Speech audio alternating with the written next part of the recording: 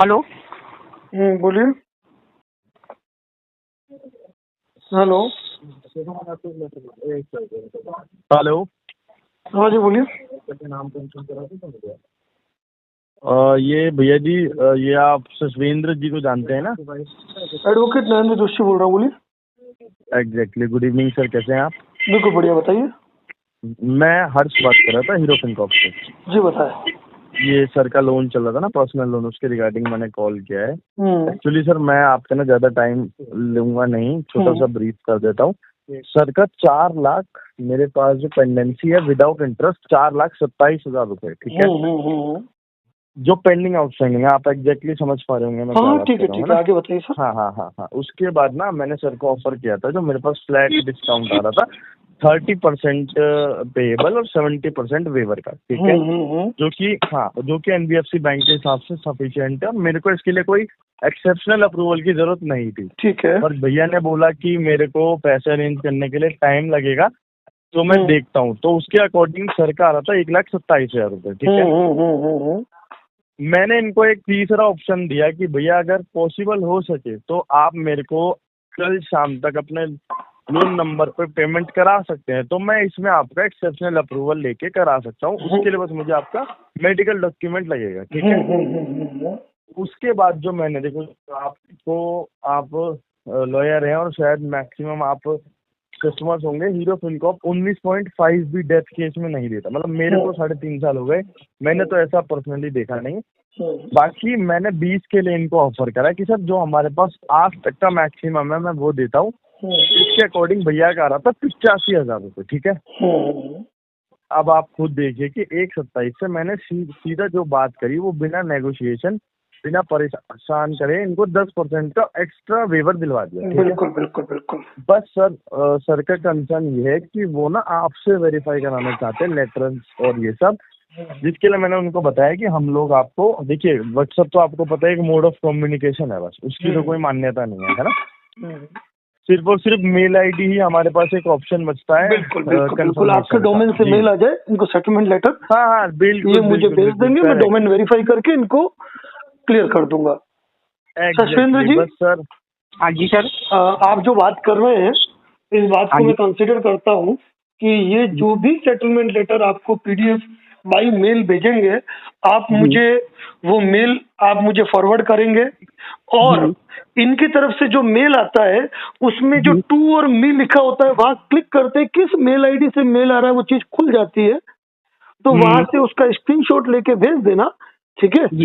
Hero Fincorp के अभी सुनिए 1 घंटे के अंदर में हीरो फिनकॉर्प के 5 लेटर मैंने वेरीफाई किए हैं, ठीक है ना?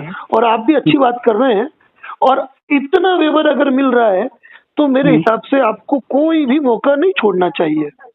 बस यही समझा रहा हूँ, ठीक है ना? मेरी बात सुनिए, अभी हीरो ने आपके ऊपर कोई लिटिगेशन किया है? नहीं अभी मतलब कोई 138 सेक्शन 25 आर्बिट्रेशन वगैरह नहीं कोई नहीं किया है? तो मेरी बात ध्यान से सुन लीजिए आप।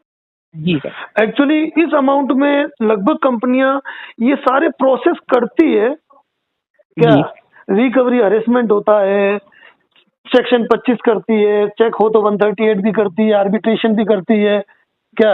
हाँ जी। दुनिया भर की अभद्र गाली गलौज, चाहे तो भले अपन कंपनियों का नाम नहीं ले, थर्ड पार्टी करते हैं क्या? और उसके बाद इस अमाउंट पे सेटलमेंट आता है। जी। तो अगर पेमेंट की व्यवस्था कर पाओ भी नहीं कहूंगा मैं, करो। जी। जिंदगी में तनाव खत्म होने चाहिए। नहीं, मैंने सर इनको बोल दिया है कि मैं 99% आपको, मतलब अगर बचत दूंगा 99% मैं आपकी पेमेंट कर ही दूंगा। 99 पे नहीं जाना है अपने को, लेकिन अपने को ये है कि अगर अपन अच्छा अपने को वेवर दे रहे हैं, देन अपने को ये है कि खत्म। देखो मैं कभी भी, आपने देखा होगा मैं एनबीएफसी कंपनी के फेवर में बात ही नहीं करता हूँ। जी। लेकिन जो बंदा अच्छे से बात करेगा ना, जहाँ लीगल बात होगी वहां मैं बोलता हूँ। बिल्कुल सर।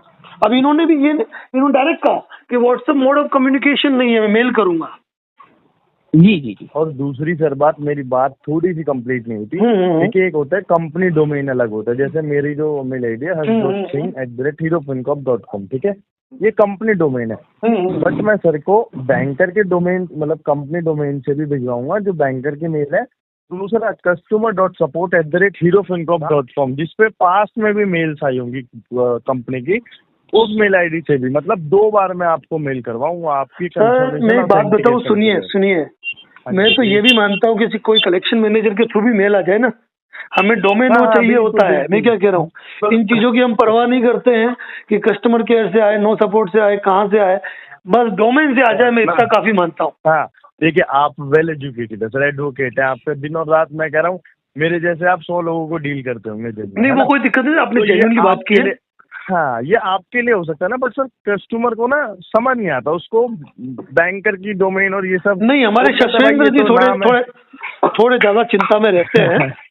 हाँ तो इसलिए मैंने खुद बोला उन्हें, मैंने कहा एक बार वकील साहब से बात हो जाती तो अच्छा रहता है ऐसे करके। कोई बात नहीं सर, कोई बात नहीं। आप शशवेंद्र जी, हाँ जी भाई आप पैसा तो तब दे रहे हो जब ये सेटलमेंट लेटर भेजेंगे, आप वो सेटलमेंट लेटर मुझे वेरीफाई कराओगे और एक अच्छा अमाउंट दे रहे हैं, ठीक है ना सर? बिल्कुल दे दूंगा, खाली मेरे को 10-5 दिन का टाइम चाहिए होगा, क्योंकि मैं अभी एक्सीडेंट हुआ है, पैर में वो बात तो आप इनसे करो, मैं क्या कह रहा हूँ।